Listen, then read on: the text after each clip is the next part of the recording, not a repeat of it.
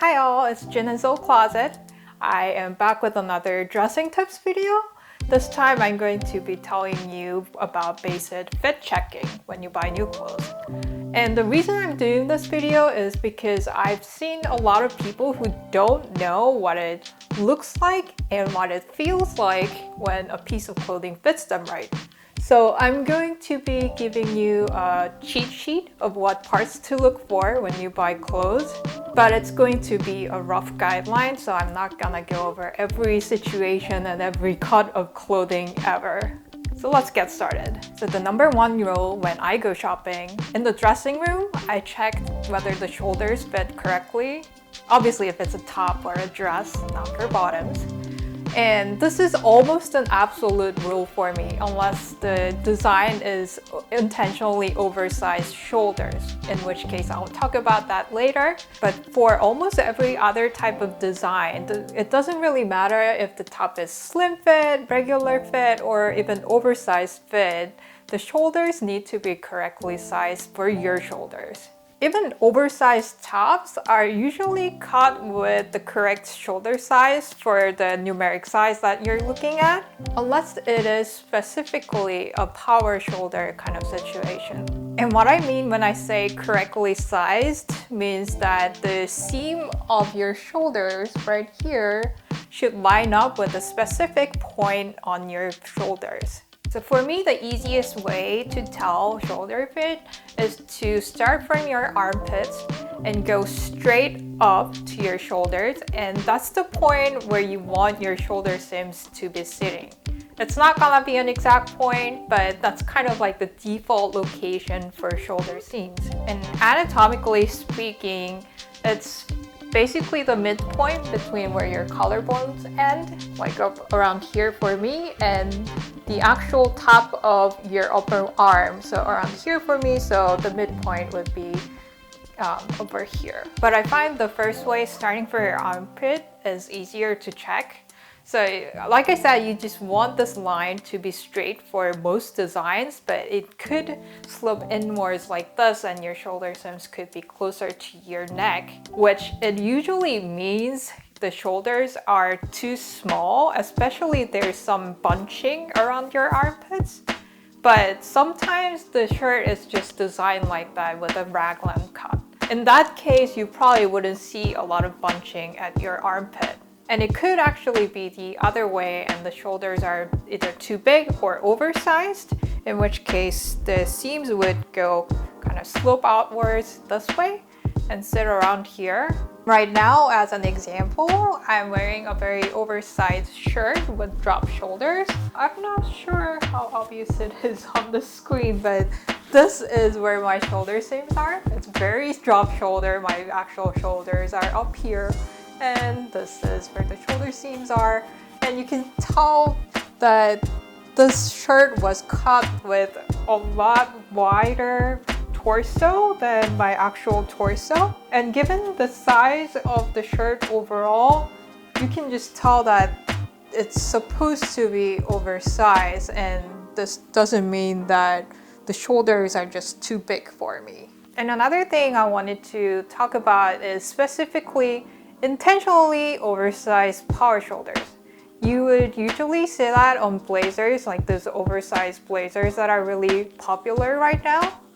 And my rule of thumb for those is the size of the shoulders on the blazer should not exceed 1/3 of this length, the distance from your neck to the top of your upper arm. So 1/3 of this is like, how much is it? Like kind of like this much for me, which is like a little amount, but it's actually bigger than this. I start to look a little ridiculous. And I have a power shoulder blazer here as a demonstration.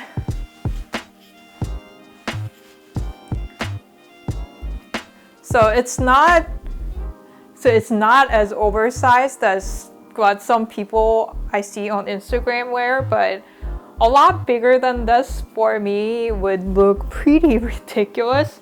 And for this, my actual shoulders are probably around here, so just a little bit bigger than my actual shoulders.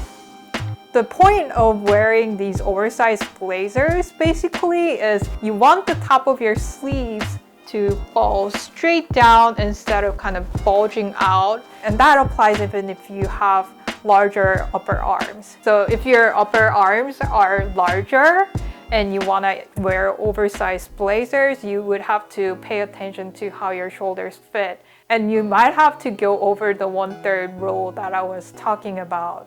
So this is more of a personal preference. But personally, like I said, I just don't like to look that ridiculous. So I don't push it too much on power shoulders. So that was shoulders. Again, my #1 rule. When it comes to bottoms like pants and skirts, waist fit is obviously the most important part.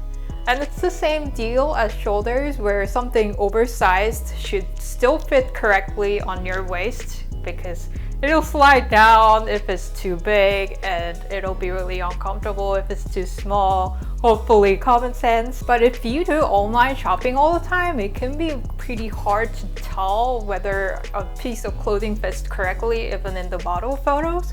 And the reason is a lot of online websites, they put photos taken with either model samples or with clothes pinned all the way in the back, but you can't see it from the front. And the pinning is especially bad for dresses. There are certain brands that do this a lot more than others. And it just gives a wrong impression of how the clothes should fit in general. So I really dislike it when websites do that. The best way is obviously when the website is kind enough to put the actual measurements of the item on the description. When I see an item that has the actual measurements, I usually make sure I have a couple inches more than my actual waist measurement. That's to account for the fact that I'm not standing in it all the time. I sit down and that kind of expands my waist a little bit, and then I have this problem where after lunch my waist kind of bloats out a little bit and waistbands become uncomfortable. So that leeway is about 2 inches for me. It might be more or less for you, but 2 inches I think is a good starting point. And if you're trying something in the store, you don't want to be bringing a tape measure around to make sure things are just 2 inches larger than your actual waist, obviously. So there are a couple tests you should definitely try in the dressing room.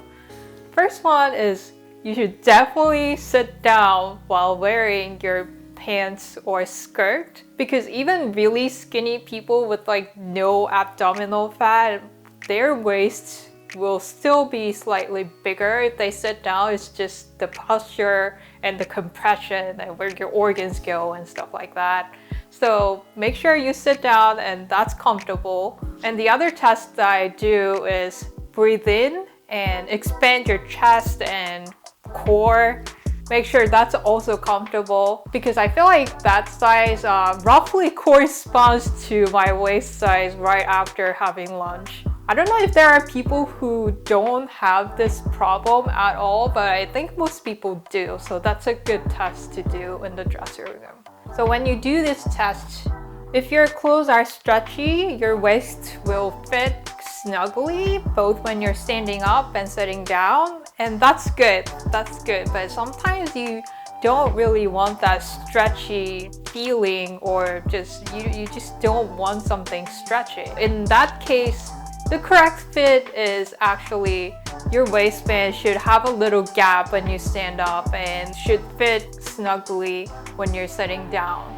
Sometimes you just don't want something stretchy, or you just picked out something that's not stretchy. That's okay. But the correct fit in that case is you should have a little gap behind your back on your waist when you're standing up, and when you're sitting down is when your waist should fit snugly. Like I see all these teenagers with very high-rise pants fitting very, very tightly. just walking around, and I'm just thinking, how are these people sitting down? But it turns out a lot of them are just suffering through too tight waistbands when they're sitting down. This should not be happening. You should be comfortable in your clothes. It's a necessary evil because you don't live for the gram, you have to live your real life. And if you really hate having that little gap when you're standing up, sewing a piece of elastic to the back of your waistband on the inside can be a hack. There are lots of other YouTube videos that explain how to do this way better than I can, so I recommend you go watch those videos if you want to do that. But this is a hack that I have done to many of my pants.